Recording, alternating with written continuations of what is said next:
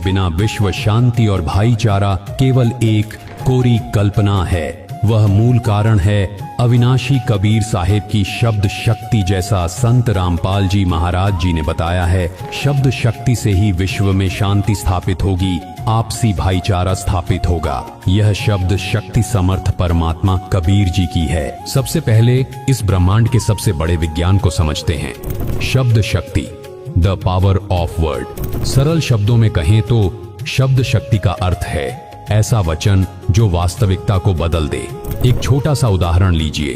किसी देश का राजा एक आदेश पारित करता है कि आज से सभी किसानों का कर्ज माफ किया जाता है। उसके इतना कहते ही पूरे देश के सिस्टम में बदलाव आ जाता है। इसे कहते हैं सत्ता के शब्द की शक्ति। उदाहरण के लिए 8 नवंबर 2016 को शाम 8 बजे भारत के प्रधानमंत्री नरेंद्र मोदी ने घोषणा कर दी कि आज रात 12 बजे से 500 और 1000 रुपए के नोट बंद किए जाते हैं। इसके बाद वे 500 और 1000 के नोट तुरंत ही बेकार अर्थात मिट्टी के समान हो गए। लेकिन यह शब्द शक्ति सभी में समान नहीं होती, इसका स्तर अलग अलग होता है। किसी सामान्य व्यक्ति के शब्द सीमित प्रभाव रखते हैं, जबकि अधिकार और सामर्थ्य के अनुसार उनके प्रभाव का दायरा बढ़ता जाता है। लेकिन आज हम उस शब्द शक्ति की बात कर रहे हैं जो इस भौतिक जगत, फिजिकल वर्ल्ड से लेकर सूक्ष्म जगत, सबटल डायमेंशंस तक ब्रह्मांड के कण कण को बदलने की क्षमता रखती है। यानी कि वो शब्द जिसमें इतनी क्षमता थी कि उसने शून्य से अनंत ब्रह्मांडों की रचना कर दी। अध्यात्म की भाषा में इसे ही वर्ड पावर या शब्द शक्ति कहा जाता है। और यह अनंत शब्द शक्ति केवल और केवल पूर्ण परमेश्वर के पास ही होती है। अब हम अगर धर्म ग्रंथों के अनुसार शब्द शक्ति के विषय में बात करें तो बाइबल में ईश्वर की शक्ति को किसी शारीरिक बल के रूप में नहीं, बल्कि उनके वचन यानी वर्ड के रूप में परिभाषित किया गया है। पवित्र बाइबल के यूहन्ना जॉन 1:1-3 में स्पष्ट लिखा है, आदि में वचन था और वचन परमेश्वर के साथ था और वचन परमेश्वर था। सब कुछ उसी के द्वारा उत्पन्न हुआ।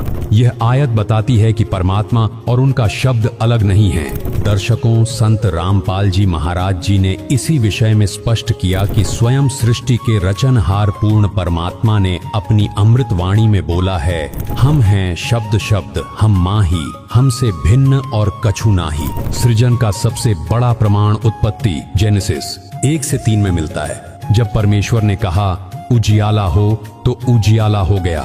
जरा सोचिए, ईश्वर ने प्रकाश बनाने के लिए कोई मशीन नहीं चलाई, न ही कोई मेहनत की। उन्होंने केवल कहा और वह घटित हो गया। यही है एब्सोल्यूट वर्ड पावर। जैसा कि यशायाह 55:10-11 में लिखा है, मेरा वचन खाली नहीं लौटता, वह पूरा होकर ही रहता है। इस्लाम के पवित्र ग्रंथ कुरान शरीफ में भी ठीक यही बात कही गई है। सूरा अल बकरा 2:117 के अनुसार जब अल्लाह ने सृष्टि की रचना की तो उन्होंने केवल एक शब्द कहा, कुन फयाकून, जिसका अर्थ है उसने कहा हो जा, और पूरी कायनात वजूद में आ गई।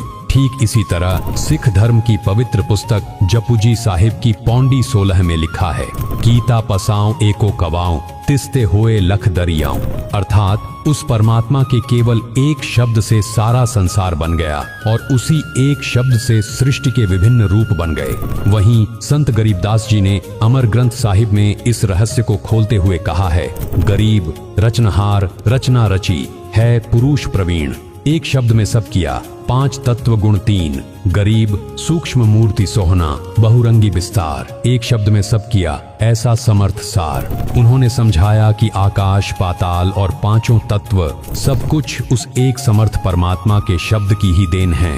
दर्शकों, विभिन्न धर्म ग्रंथों के प्रमाणों से यह समझा कि शब्द शक्ति कोई सामान्य अवधारणा नहीं, बल्कि सृष्टि का मूल आधार है। सृष्टि की रचना किसी भौतिक सामग्री या शारीरिक परिश्रम से नहीं, बल्कि पूर्ण परमात्मा की शब्द शक्ति से हुई है।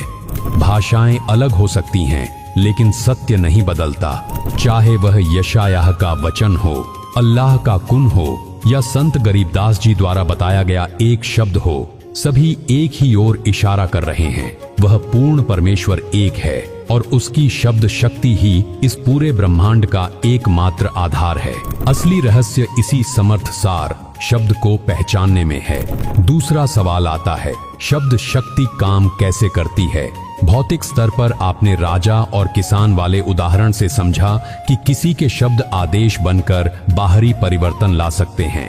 उसी प्रकार मंत्री, मुख्यमंत्री, अधिकारी या सामान्य व्यक्ति, जिसका जितना अधिकार और स्तर होता है वह उतने ही दायरे में स्थूल भौतिक वातावरण को प्रभावित कर सकता है। लेकिन यदि गहराई से देखें तो उनके राज्य में अशांति बनी रहती है। लड़ाई झगड़े, अपराध, बीमारियां, दुख और तनाव खत्म नहीं होते, जबकि हर शासक चाहता है कि उसका राज्य राम राज्य की तरह शांत और सुखी बने। फिर भी यह संभव नहीं हो पाता। इसका कारण यह है कि उनके पास वह सर्वोच्च शब्द शक्ति नहीं होती जिससे वे मनुष्य के विचार, भाव और संस्कार को जड़ से बदल सकें। वे बाहरी व्यवस्था तो बना सकते हैं, लेकिन भीतर के मन और चेतना को परिवर्तित नहीं कर पाते।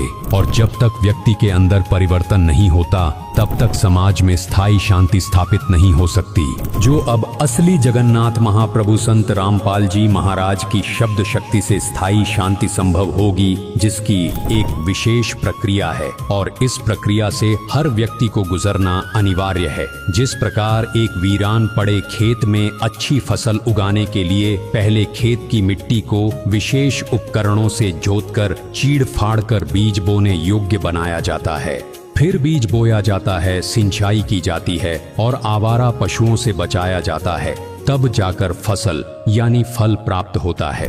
इसी प्रकार विश्व शांति का जो फार्मूला संत रामपाल जी महाराज जी ने बताया है, उसका फल प्राप्त करने के लिए प्रथम अपने हृदय रूपी खेत से अज्ञान रूपी झाड़ झंखाड़ को काटना छांटना पड़ेगा। उसके बाद सतभक्ति रूपी बीज हृदय में बोया जाएगा। तत्पश्चात स्थायी शांति रूपी फसल यानी फल प्राप्त होगा। अर्थात सर्वप्रथम अज्ञान को समाप्त करना होगा। अज्ञान केवल सतज्ञान से ही समाप्त होता है। सतज्ञान की प्राप्ति के बाद सतभक्ति करनी होगी। सतभक्ति से धीरे धीरे हृदय का परिवर्तन शुरू हो जाएगा और जब हृदय परिवर्तित हो जाएगा तब आंतरिक स्थायी शांति रूपी मनोवांछित फल प्राप्त हो जाएगा। और ये सब संभव होगा जगन्नाथ महाप्रभु संत रामपाल जी महाराज के द्वारा, क्योंकि उनके शब्द से ही अज्ञान हटेगा, उनके शब्द से ही सतज्ञान होगा और उनके शब्द से ही सतभक्ति प्रफुल्लित होगी। तो आइए प्रवेश करते हैं विश्व में शांति तथा आपसी भाईचारा स्थापित होने की प्रथम आंतरिक प्रक्रिया में, जिसके तहत आपके मन, मस्तिष्क, हृदय से अज्ञान रूपी जड़ को काटा जाएगा, सतज्ञान रूपी बीज को बोया जाएगा। कृपया पूरे ध्यान और एकाग्रता के साथ देखिए।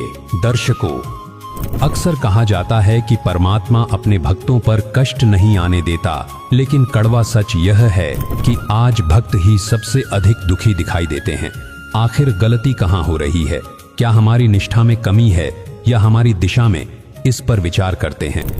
और स्वयं परमात्मा ने आके हमें जो यथार्थ ज्ञान बताया वो हम तक पहुंचा नहीं, जिस कारण से हम भक्ति करके भी निष्फल रहे और सौ कष्ट हम भोगते रहे और साधनाएं भी करते रहे, क्योंकि हम साधना उन असमर्थ भगवानों की करते रहे जो हमारे भाग्य को परिवर्तन नहीं कर सकते थे। तुम कौन राम का जपते जापम, तात कटे ना तीनों तापम, समर्थ का शरणाग हो रंग होरी हो, कबू न हो एकाज राम रंग होरी हो।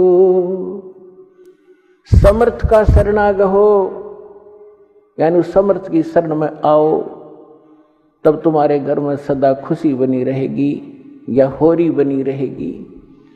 और कभू ना हो अकाज राम रंग होरी हो, कभी अकाज नहीं होगा, कोई आपके घर में दुर्घटना नहीं हो सकती। देखो, कर्म के संस्कार आपका प्रेशर जरूर डालेंगे। जैसे आपने भक्तों के अनुभव सुने, कैसे कैसे जुल्म ढाने चाहे काल संस्कार ने, और परमात्मा ने हट एक तरफ 2 सेकंड में टाल दिए सारे। तो जब तक आप परमात्मा की मर्यादा में रहोगे, कबीर भगवान की में, आपको पूरा साथ देगा। यदि आपने मर्यादा भंग कर दी आपने कोई परमात्मा का नियम तो भंग कर दिया तो उस समय काल का दाव लग सकता आपके ऊपर। और अन्य भक्त ये सोच रहे होंगे कि ये दीक्षित था, इसके साथ ऐसी घटना क्यों घट गई। तो पुण्यात्माओं, इसके साथ साथ आपको बहुत सावधान